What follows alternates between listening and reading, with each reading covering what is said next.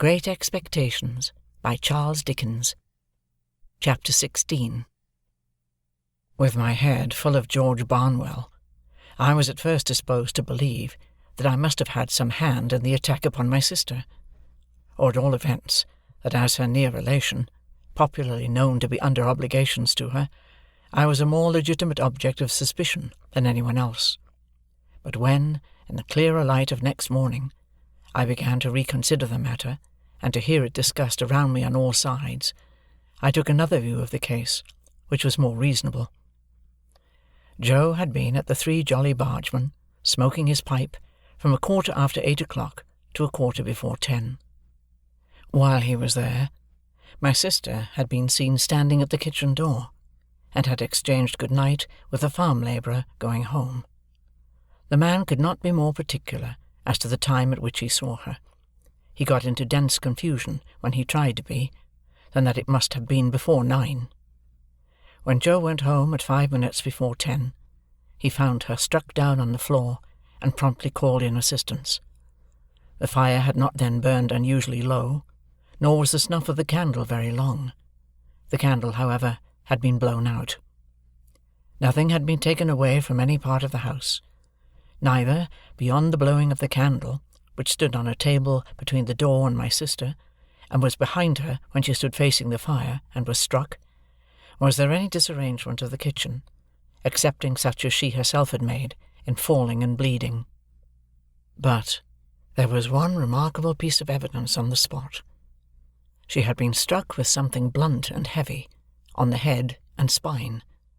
After the blows were dealt, something heavy had been thrown down at her with considerable violence as she lay on her face, and on the ground beside her, when Joe picked her up, was a convict's leg-iron, which had been filed asunder.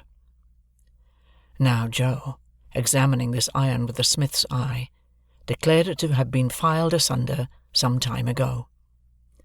The hue and cry going off to the hulks, and people coming thence to examine the iron, Joe's opinion was corroborated. They did not undertake to say when it had left the prison ships, to which it undoubtedly had once belonged, but they claimed to know for certain that that particular manacle had not been worn by either of the 2 convicts who had escaped last night. Further, one of those 2 was already retaken, and had not freed himself of his iron. Knowing what I knew, I set up an inference of my own here.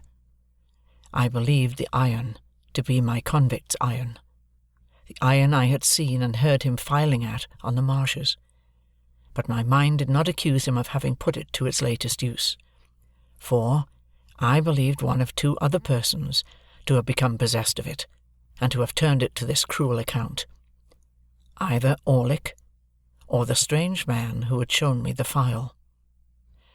Now, as to Orlick, he had gone to town exactly as he told us when we picked him up at the turnpike. He had been seen about town all the evening. He had been in divers companies in several public houses, and he had come back with myself and Mr. Wopsle.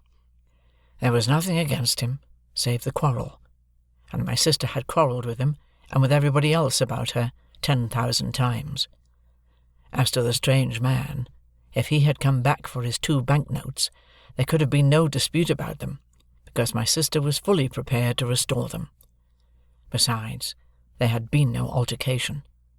The assailant had come in so silently and suddenly that she had been felled before she could look round.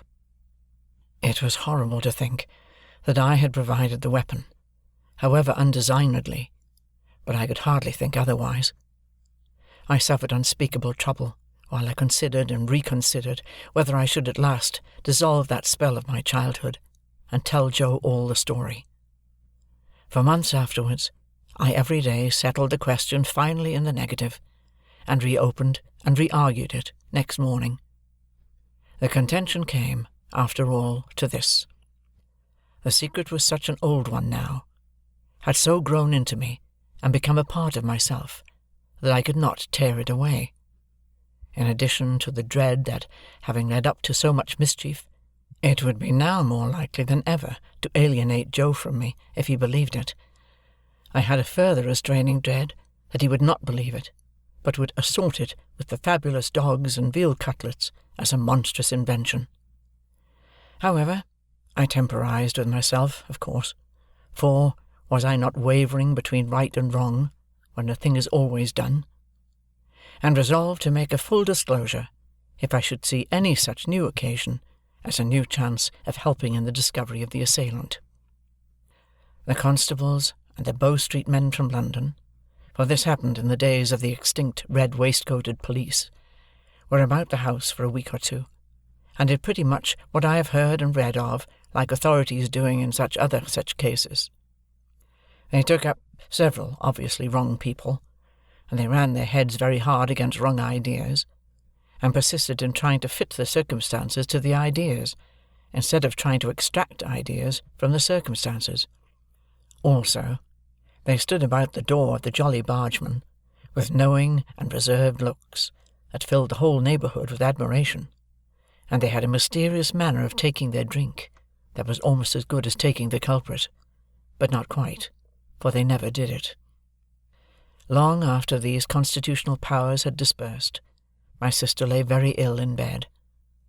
Her sight was disturbed, so that she saw objects multiplied, and grasped at visionary teacups and wine-glasses instead of the realities. Her hearing was greatly impaired, her memory also, and her speech was unintelligible. When at last she came round so far as to be helped downstairs, it was still necessary to keep my slate always by her, that she might indicate in writing what she could not indicate in speech.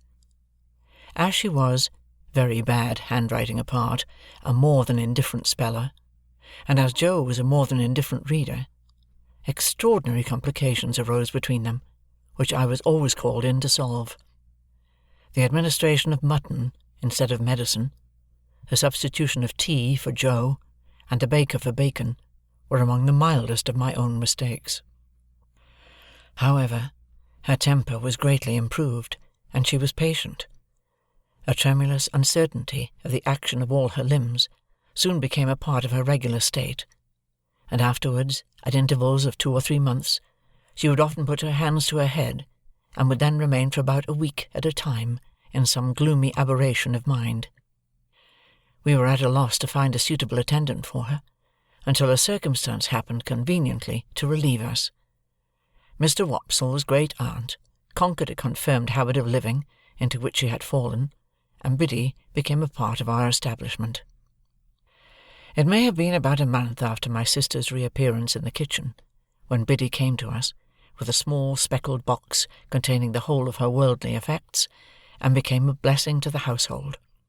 Above all, she was a blessing to Joe, for the dear old fellow was sadly cut up by the constant contemplation of the wreck of his wife, and had been accustomed, while attending on her of an evening, to turn to me every now and then and say, with his blue eyes moistened, "Such a fine figure of a woman as she once were, Pip." Biddy instantly taking the cleverest charge of her, as though she had studied her from infancy, Joe became able in some sort to appreciate the greater quiet of his life, and to get down to the Jolly Bargeman now and then for a change that did him good.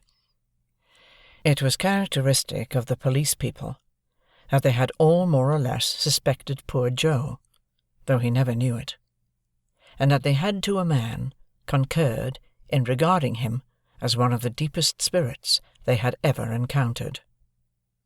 Biddy's first triumph in her new office was to solve a difficulty that had completely vanquished me. I had tried hard at it, but had made nothing of it. Thus it was. Again and again and again, my sister had traced upon the slate a character that looked like a curious T, and then, with the utmost eagerness, had called our attention to it as something she particularly wanted. I had in vain tried everything producible that began with the T, from tar to toast and tub. At length it had come into my head that the sign looked like a hammer, and on my lustily calling that word in my sister's ear, she had begun to hammer on the table, and had expressed a qualified assent. Thereupon I brought in all our hammers, one after another, but without avail. Then I bethought me of a crutch, the shape being much the same, and I borrowed one in the village, and displayed it to my sister with considerable confidence. but she shook her head to that extent when she was shown it, that we were terrified lest in her weak and shattered state she should dislocate her neck. When my sister found that Biddy was very quick to understand her, this mysterious sign reappeared on the slate. Biddy looked thoughtfully at it, heard my explanation, looked thoughtfully at my sister, looked thoughtfully at Joe, who was always represented on the slate by his initial letter, and ran into the forge, followed by Joe and me. "Why, of course," cried Biddy, with an exultant face. "Don't you see? It's him." Orlick, without a doubt. She had lost his name, and could only signify him by his hammer. We told him why we wanted him to come into the kitchen, and he slowly laid down his hammer, wiped his brow with his arm, took another wipe at it with his apron, and came slouching out, with a curious loose, vagabond bend in the knees that strongly distinguished him. I confess that I expected to see my sister denounce him, and that I was disappointed by the different result. She manifested the greatest anxiety to be on good terms with him, was evidently much pleased by his being at length produced, and motioned that she would have him given something to drink. She watched his countenance, as if she were particularly wishful to be assured that he took kindly to his reception. She showed every possible desire to conciliate him, and there was an air of humble propitiation in all she did, such as I have seen pervade the bearing of a child towards a hard master. After that day, a day rarely passed without her drawing the hammer on her slate, and without Orlick's slouching in and standing doggedly before her, as if he knew no more than I did what to make of it.